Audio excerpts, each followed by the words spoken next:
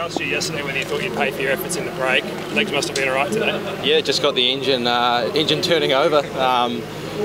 Look, I don't think anyone was really picking that. I wasn't picking that. Like, it's been a long time since I've had a good run in a bunch sprint, but for me, I had a lot of work in the off season with the time trialling, with the power, kind of simplifying what I was doing, and obviously it's working because I was floating around that finish thinking, man, I got some legs here and I'm going to get a run at the line, and let's see how this uphill sprint goes.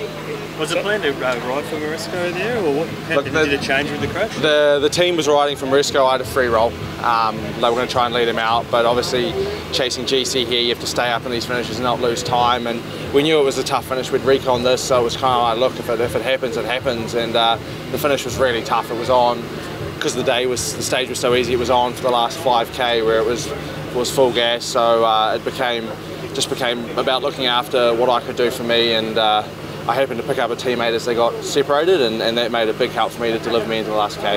When was the moment you knew you'd be a chance to be able to go for that sprint for yourself? Coming to that 2k to go, as we dragged up, I got myself in a really good position, and then put myself on the shoulder out of the wind, just in the wind, just as that crash happened. I was already kind of coming around, and then as that was happening, we had a stunner rider, Santos, off the front, and I thought I'd just go and try and pick him up and use him as a springboard, and straight sprinting, I wasn't going to beat those guys. I had to take it long and then capitalise on how hard that finish was, and that was my play, and it worked really well. How big is it, Paddy?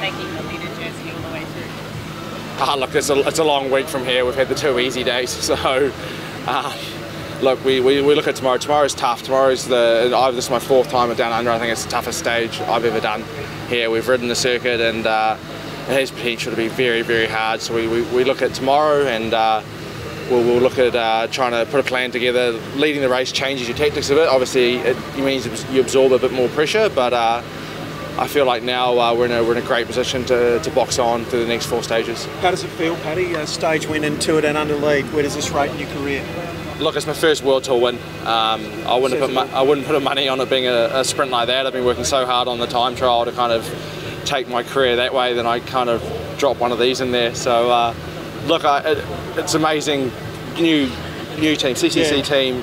We've like the last few years we haven't had guys sprinting. We were 3rd yesterday and close, and then today to win it, I think sets a precedent for this team that says we're going to, like I said yesterday, I stood here yesterday after taking the most aggressive rider and said we're going to fight for everything we can get. This is a different outfit with a totally different mindset and totally different goals, and we want to turn that into wins. How big is it for the team, given it is a new team, it's come out of, we know the circumstances. This must be a massive morale boost for you guys. Yeah, you'll have to ask the boss. Yeah, but just for you as a rider in that team. For me as a rider, it's huge. Look, I love the Tour Down Under. It's always been a great race to me, and look, to put a World Tour win on the board is huge. They're so hard to come by, and it was such a great way to do it. Paddy, you spoke about the work you've done on the time trial and the strength that you've got here.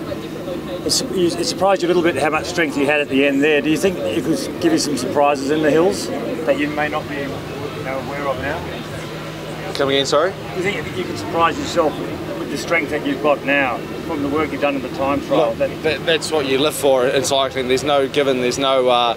You never really know how you are until the flag drops tomorrow and then the pressure comes on. It could go any way, but I'm feeling great, and I don't think you accidentally kind of waltz into those sort of results. And so I've got to keep my head down and work it. It's going to be really hard. It is a tough stage. The corkscrew is hard and Wollonga is hard. That's climbers territory, true climbers territory. So it's going to be tough for me personally, but coming into this race, it is a goal to fight for that, and I've targeted that and hopefully done the work to do that.